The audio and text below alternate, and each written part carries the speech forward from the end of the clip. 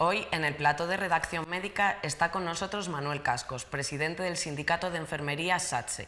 Cascos ha sido reelegido recientemente en el cargo, por lo que se mantendrá al frente de la organización sindical durante los próximos 4 años, con el objetivo de lograr mejores condiciones laborales y un mayor liderazgo de las enfermeras, enfermeros y fisioterapeutas que forman parte del Sistema Nacional de Salud. Con él hablaremos de la nueva ruta que se ha marcado el sindicato y abordaremos cuestiones de interés y actualidad para estos profesionales sanitarios, como la alta tasa de temporalidad, la nueva reforma de las pensiones, el retraso en la tramitación de la Ley de Seguridad del Paciente o la implantación de la figura de la enfermera escolar.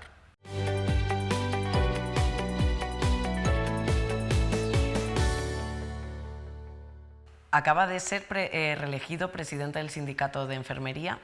¿Cómo afronta esta nueva etapa y cuáles son los objetivos que se marca?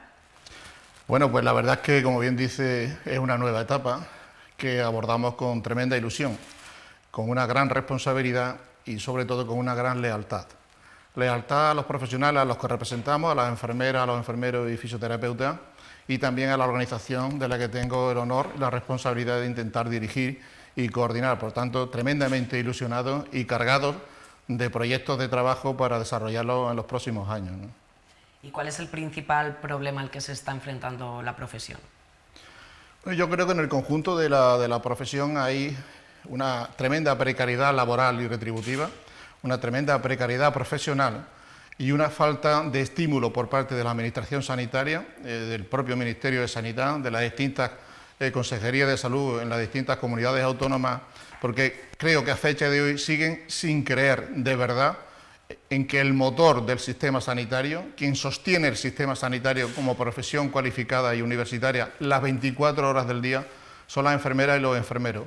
Y las instituciones siguen sin creer en eso, en el potencial que representan los profesionales de enfermería en el conjunto del sistema sanitario, y como consecuencia de eso, pues evidentemente tenemos lo que le he dicho antes, es decir, la falta de reconocimiento profesional, la falta de estímulos laborales y retributivos para que desarrollen como han de hacerlo los profesionales, y también, como no, para que eso, de alguna manera directa e indirecta, repercuta en calidad y en seguridad para los pacientes, ¿no?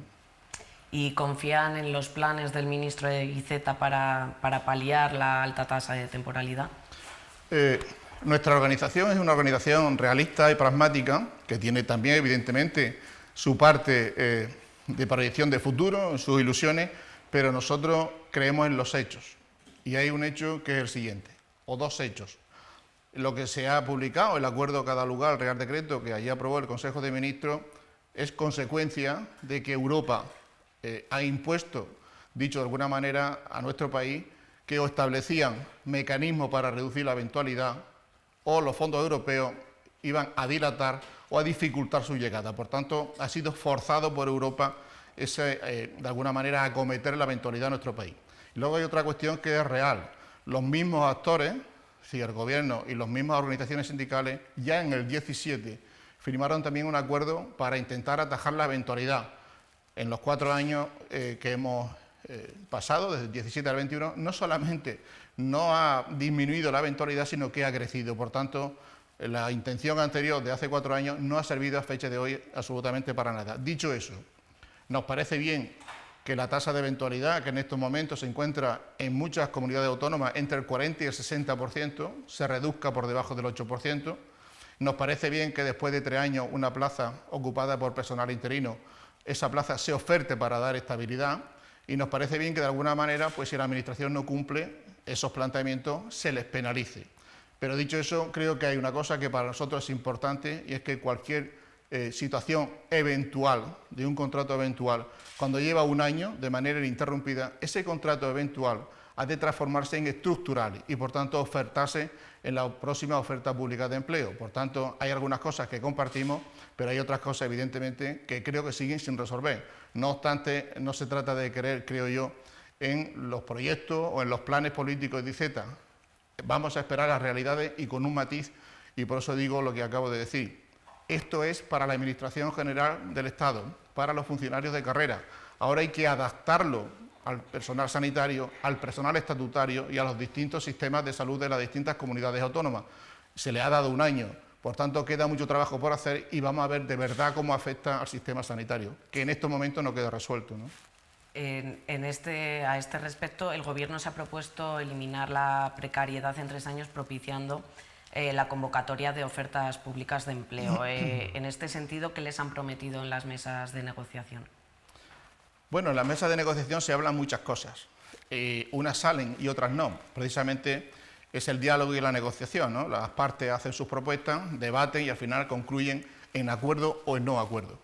Pero he de decirle que a fecha de hoy, ofertas públicas de empleo que se aprobaron hace 4 años, algunas de ellas están aún sin resolver y algunas de ellas ni siquiera se ha publicado la convocatoria. Por tanto, creo que hay mucho camino por recorrer. Creo que falta firmeza en la voluntad, y no dudo que haya una voluntad para agilizar las ofertas públicas de empleo, pero la realidad es esa. Y yo creo que una oferta pública de empleo que se hace no debe de exceder de 2 años para resolver de manera efectiva. Es decir, desde que se aprueban los planes o se aprueba esa oferta pública hasta que los profesionales se incorporan a su puesto tras haber obtenido la plaza, no debe de exceder de 2 años. Y eso a fecha de hoy no es lo que está ocurriendo. ¿Se puede decir que la baja ratio es una enfermedad crónica del sistema? ¿Tiene esperanza de curación o es también irreversible? Sin lugar a duda, la ratio de enfermeras en nuestro país tiene curación, es decir, es posible resolver sin ningún problema, ¿no? ¿Por qué? Pues porque bueno, la ley de seguridad del paciente es una realidad que podría venir a resolver esto sin ningún problema, pero evidentemente hay que distraer recursos para ello. En estos momentos tenemos en Europa la media es de 8,8 enfermeras por 1.000 habitantes, en nuestro país es de 5,3 enfermeras por 1.000 habitantes. Eso evidentemente hay que resolver porque repercute en el sistema sanitario, repercute en los profesionales. Yo entiendo que haya alguna preocupación por la cuestión presupuestaria en este sentido para atraer a nuestro sistema sanitario las miles de enfermeras que hacen falta, pero le he de decir al respecto algunas cuestiones o aportarle algunos datos. Hace poco se ha adquirido en nuestro país un submarino que vale 1.000 millones de euros, o los impuestos de lotería del Estado aportan 2.500 millones de euros al Estado. Solo con eso se resuelve el aportar al sistema sanitario las enfermeras y enfermeros que necesita. Pero le voy a decir más. Según la propia OCDE, el 39% de lo que genera el empleo, la generación de empleo a través de la vía salarial, el 39% se recupera. En materia sanitaria, en materia de seguridad del paciente, por cada euro que se invierte, se recupera 1,6.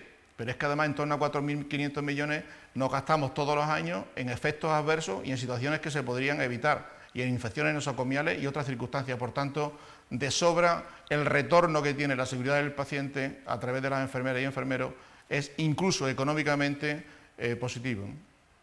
Precisamente la siguiente pregunta es sobre la Ley de Seguridad del Paciente, que es una de las principales preocupaciones del sindicato. ¿Se sienten decepcionados con los partidos que inicialmente apoyaron este texto? Bueno, decepcionado con los partidos en absoluto.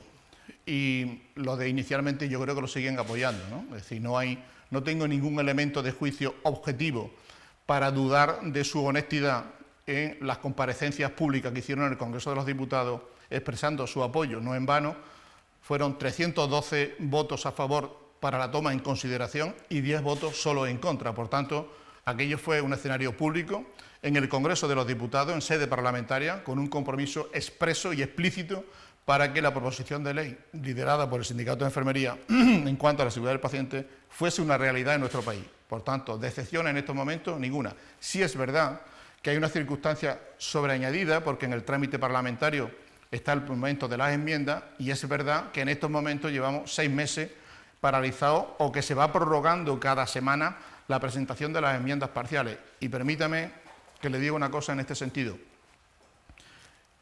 Yo estoy convencido de que las enmiendas parciales se han ido prorrogando semana a semana durante estos 6 meses porque no ha habido voluntad política y en eso creo que hay una alta responsabilidad tanto en el Partido Socialista Obrero Español como en la ministra de Sanidad, Carolina Darias. Yo creo, de verdad, que si el PSOE y la ministra de Sanidad hubiesen tenido voluntad política y lo hubiesen querido hacer, en estos momentos haría meses que las enmiendas parciales estuviesen resueltas y no lo están. Tengo información de otros partidos políticos que no tienen ningún inconveniente, no solo en abordarlas mañana, sino en haberlo hecho hace unos meses.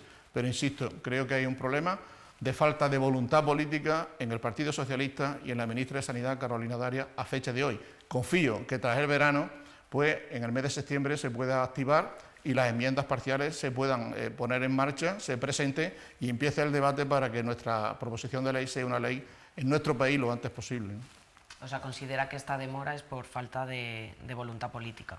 El tema de las enmiendas, es decir, el hecho de que las enmiendas parciales se hayan prorrogado durante 6 meses, semana a semana, es una falta de voluntad política, insisto, en mi opinión, por el PSOE y por parte de la ministra de Sanidad, Carolina Darias. Bueno, ahora vamos a hablar de la emigración forzosa de enfermeras al extranjero. Se estima que 20.000 enfermeras formadas en nuestro país han tenido que trabajar en el extranjero. Quería preguntarle si cree que pesan más las condiciones laborales y salariales o el no sentirse valorados por parte de nuestra administración. Bueno, permítame, el dato que nosotros tenemos no son 20.000, son 8.000. Es decir, hay 8.000 enfermeras y enfermeros que están fuera de nuestro país, que se les ha obligado a emigrar porque no encontraban un puesto de trabajo en nuestro país, y mucho menos un puesto de trabajo con dignidad laboral y retributiva. Es verdad que las condiciones laborales y retributivas influyen de manera decidida en que las enfermeras emigren al resto de Europa, pero también, evidentemente, la falta de trabajo, la falta de puestos de trabajo que se les oferten a esas enfermeras y enfermeros, y razonable y legítimamente tienen que vivir y necesitan trabajar para seguir adelante con su vida, por eso emigran. Pero sí es verdad que influyen las condiciones laborales y retributivas, sin lugar a dudas, y la estabilidad en el empleo también. Por eso nosotros hemos presentado un proyecto, de alguna manera, que venga a reconstruir esa situación, de alguna manera que seamos capaces de recuperar a las enfermeras y enfermeros que tenemos fuera, esos 8.000, y al mismo tiempo dar estabilidad a los que hay en nuestro país para que no se vean forzados a emigrar. Y ese proyecto lo hemos presentado al Ministerio de Sanidad, así como a las distintas consejerías y grupos políticos, por si lo consideran oportuno tenerlo en cuenta, con algunos puntos que pueden ayudar en ese sentido. Bueno, ahora vamos a hablar de las duras condiciones de los profesionales, turnos de noche, contacto con productos peligrosos, esfuerzos físicos. ¿Qué más tienen que hacer las enfermeras para poder prejubilarse sin que ello comprometa su economía? Las enfermeras, yo creo que tienen todos los ingredientes y todos los elementos de juicio objetivos que acreditan y justifican como una verdadera inevitable necesidad la jubilación anticipada y voluntaria. Las enfermeras asumen situaciones de penosidad, carga psicosocial en contacto permanente con el sufrimiento, el dolor y la muerte. Asumen riesgo por manejo de productos tóxicos, riesgo biológico, riesgo por manipulación de pacientes físico y económico, riesgo de emotividad, turnos rotatorios. Todas esas circunstancias, en mi humilde opinión, son ingredientes más que suficientes para que accedan de manera voluntaria y sin pérdida retributiva a la jubilación, anticipadamente a la edad que legalmente le proceda. Hay otros profesionales que tienen considerado la jubilación anticipada y voluntaria, como los artistas, como los bomberos, como los policías. Yo no voy a cuestionar en absoluto que esos profesionales se jubilen anticipadamente, pero le puedo asegurar que ni uno solo de ellos tiene ni un ingrediente más o un elemento de juicio más que justificase en su momento la jubilación.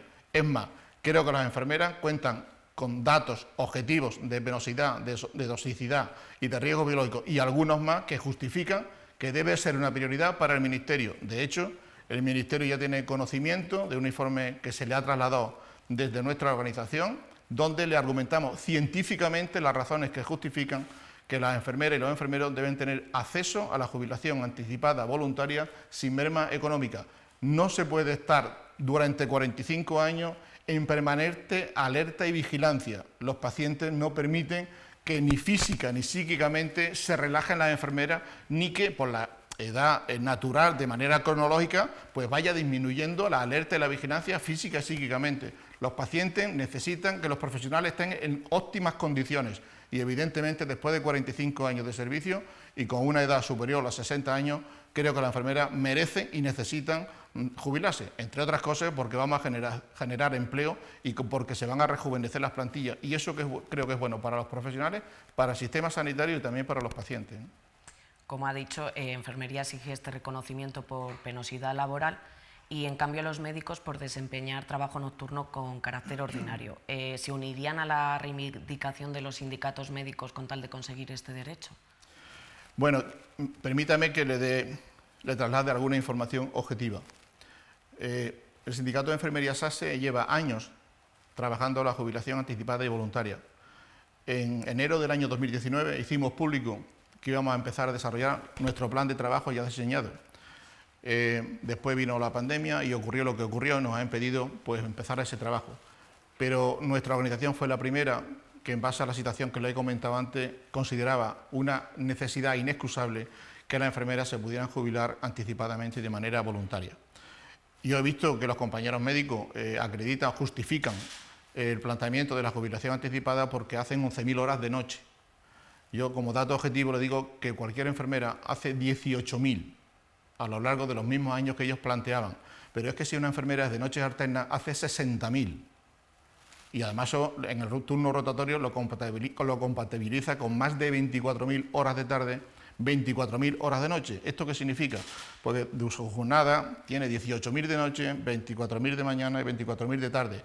Eso tiene una alteración tremenda en su ciclo natural de vida. Afecta al descanso, afecta a la alimentación, afecta a la relación con sus seres queridos, es decir, con el entorno familiar, y eso altera de manera drástica la situación y la salud de las enfermeras. Es más, la Organización Internacional del Trabajo ha dicho y ha justificado científicamente que por cada 15 años de trabajo nocturno se pierden 5 años de vida. Y ha dicho más, las mujeres que trabajan de noche tienen un 11% más de posibilidades de muerte prematura. Por tanto, son todos elementos que justifican y acreditan que las enfermeras tienen derecho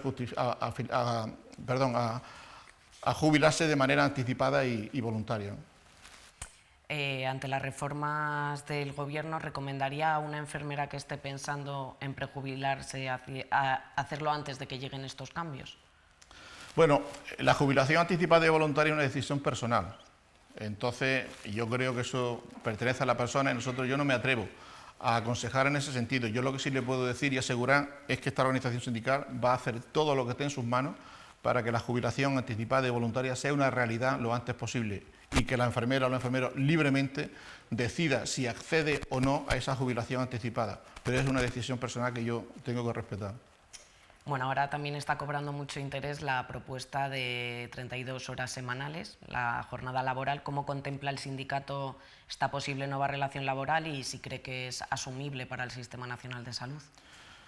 Bueno, en este sentido nosotros en estos momentos lo que pedimos es que la jornada de 35 horas esté en todas las comunidades autónomas.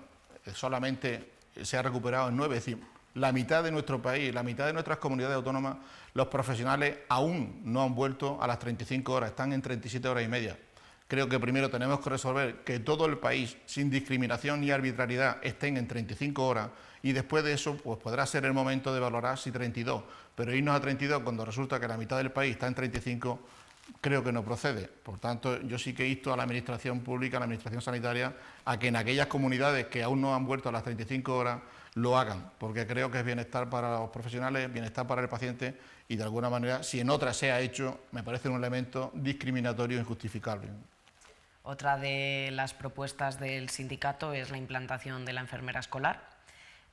¿Alguna comunidad autónoma ha mostrado especial interés porque sea una realidad? Bueno, sí, tenemos la Comunidad de Madrid, hay enfermera escolar. Es verdad que está un poco desordenado. Tenemos enfermeras escolares en la Comunidad de Andalucía, que han puesto en marcha, y hay 400 enfermeras que se dedican a la actividad como enfermera escolar, en un modelo que nosotros compartimos. Es decir, nosotros no somos partidarios de que una enfermera o un enfermero pertenezca a educación, esté en el centro escolar sin más. No. Nosotros defendemos que una enfermera sea del sistema sanitario, una enfermera escolar, pertenezca al sistema sanitario, no pierda la interrelación con el equipo multidisciplinar de profesionales, tenga acceso a la historia clínica de los niños, niñas y jóvenes, pero su jornada laboral, dedicación exclusiva al centro escolar. Ese es nuestro modelo. En Andalucía ha ido muy bien, con el tema del COVID puedo decirle que el 98% de los centros escolares han estado protegidos y no ha habido problemas. Solamente 21 aulas de las miles que hay en Andalucía han tenido que cerrar temporalmente por casos COVID, el resto no. Quiere decir, es una evidencia clara de que la enfermera escolar en la COVID ha sido tremendamente eficiente y ha protegido a los niños, a las niñas y a los jóvenes. Pero la enfermera escolar, más allá de esta circunstancia que todos hemos sufrido, tiene otras particularidades tremendamente positivas. La enfermera escolar, de alguna manera, facilita y garantiza hábitos de vida saludable, educación sanitaria, prevención, atención a situaciones de urgencia o emergencia que ocurran en centros con cientos y con miles de niños, niñas y jóvenes. La comunidad docente, se benefician también el profesional docente, las madres y los padres. Es decir, la enfermera escolar son ventajas por todos sitios y el coste de una enfermera escolar es de unos 17-18 euros al año. Por tanto, yo creo que es perfectamente asumible, entre otras cosas porque la seguridad y la salud de los niños y de las niñas no tiene precio y la tranquilidad de los padres tampoco. En cuanto a la formación de los profesionales, Sanidad ha valorado la incorporación de nuevas especialidades, pero la propuesta no ha recibido el visto bueno de todas las partes implicadas en la negociación. ¿Qué parte se está oponiendo a esta iniciativa y qué motivos han alegado? Perdón, no lo he entendido. La formación de los profesionales, la incorporación de nuevas especialidades. Perfecto. Nosotros no defendemos que las enfermeras o que la profesión enfermera sea una copia de la profesión médica. Es decir, no apostamos por todo especialidad. Creemos que la especialidad tiene que ser un valor añadido y tiene que venir a aportar. Por tanto, en estos momentos lo que pedimos es que se culmine el proceso de la especialidad de familia y comunitaria, previsto el examen de la prueba de la competencia en noviembre de este año, octubre-noviembre de este año, y después abordaremos la especialidad médico-quirúrgica cuyos planes formativos aún no están ni aprobados. Cuando resolvamos esas dos circunstancias, que creo que es una responsabilidad y un derecho que tienen los compañeros y compañeras que llevan esperando 10 años a que esto se resuelva, creo que estaremos entonces en disposición de valorar otras posibilidades que en estos momentos creo que la prioridad es la que le acabo de decir y no otra, ¿no? El nuevo Real Decreto del Ministerio de Universidades ha generado polémica en el sector. ¿Cuál es su opinión al respecto? Bueno, es verdad que salió un borrador, se filtró un borrador en el que de alguna manera pues a las enfermeras y a los fisioterapeutas no se les reconocía como ámbito de conocimiento propio. Nosotros trasladamos nuestras alegaciones al Ministerio, a los pocos días hicimos una denuncia pública diciendo el por qué no compartíamos ese planteamiento y tengo que reconocer que en 24 horas el ministro pues reaccionó, es decir, Castel reaccionó y dijo públicamente en una televisión pública que reconocían su error, que se iba a resolver y que las enfermeras y los fisioterapeutas tendrían ámbito de conocimiento público. Tengo constancia de que hay otro borrador donde ya viene recogido, pero somos prudentes. Ya sé que otras organizaciones han dicho públicamente que valoran esta situación y este cambio. Nosotros vamos a esperar a que la norma sea una realidad y si eso ocurre y no hay ninguna otra modificación, no tendremos ningún inconveniente, sino todo lo contrario, en agradecer públicamente al ministro de Universidad su cambio al respecto, porque creo que es bueno para las enfermeras, para los fisios y para el conjunto del sistema sanitario y educativo. Bueno, ya para finalizar, ¿hacia dónde cree que debe ir nuestro Sistema Nacional de Salud en el futuro? ¿Cuáles son los retos y bueno, las posibles soluciones? Bueno, nuestro sistema sanitario yo creo que tiene que cambiar de manera profunda. Es decir, nuestro sistema sanitario no se puede sostener con el 6% del PIB, cuando la media en Europa es del 10%. Nuestro sistema sanitario no puede prever que para los próximos 30 años, el plan 50, el crecimiento en presupuesto sea de 1 punto. Es decir, 11.000 millones de euros para los próximos 30 años. No se sostiene. Es decir, creo que eso va a condenar a la precariedad al sistema sanitario público, sin lugar a dudas. En cualquier caso, yo creo, y me preocupa, y ahora le voy a dar algunos datos, lo que está ocurriendo con el sistema sanitario y el reconocimiento que se le está haciendo desde la más alta instancia de nuestro país. Y permítame que le dé algunos datos. Estamos en una situación con una crisis sanitaria, social y económica tremenda, producida por un problema de salud pública. Van a venir 140.000 millones de euros de Europa para de alguna manera recomponer y reconstruir nuestro país en todos los sectores que hay al respecto. Y la situación a fecha de hoy es la siguiente. El plan España Puede, que prevé 70.000 millones de euros, a sanidad se le destinará el 1,5%. El comité de la Comisión Interministerial para la Recuperación del País, es decir, donde se va a decidir cómo se van a repartir los fondos, hay 10 ministerios y 4 vicepresidencias. El Ministerio de Sanidad no está presente. De los 200 compromisos del Congreso de los Diputados aprobados por mayoría por todos los grupos políticos, ¿se ha puesto en marcha alguna de las medidas, de las 200 medidas? Ninguna, después de un año de la aprobación. España 2050, a fecha de hoy, tiene 8 grandes bloques. Insisto, a fecha de hoy, ninguno se destina a sanidad.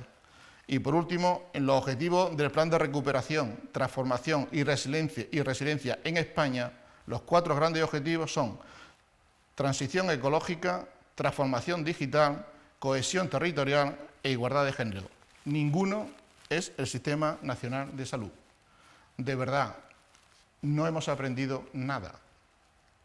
Después de 18 meses de sufrimiento, de dolor, de muerte, profesionales extenuados, agotados, y este es el planteamiento, este es el compromiso del Gobierno de nuestro país, este es el compromiso del Ministerio de Sanidad, este es el compromiso del Congreso de los Diputados, con un sistema sanitario tremendamente debilitado, desestructurado y agotado. Esta es la manera de ayudarle. Yo creo que ese no es el camino. Ni el presupuesto que se destina hoy a sanidad va a garantizar un sistema sanitario público eficiente, consolidado, que garantice para los próximos años una sanidad pública y universal como es hoy. No es posible y, desde luego, con este planteamiento creo que justamente lo contrario. Va a dar pasos atrás para muchos años. Confío en que quien tiene la capacidad de rectificar, de legislar y de proveer los recursos necesarios, cambie radicalmente, que haga un giro de 360 grados y al sistema sanitario lo ponga donde se merece, que no se le olvide que estamos donde estamos por un problema de salud pública y que estamos recuperando porque el sistema sanitario, con los profesionales al frente, están haciendo de dique de contención. En muchos casos han perdido la vida por ayudar a los demás en los centros sanitarios. Y eso, en mi humilde opinión, merece un respeto. Y con lo que acabo de comentarles, ese respeto nos está evidenciando. Pues muchas gracias. Gracias.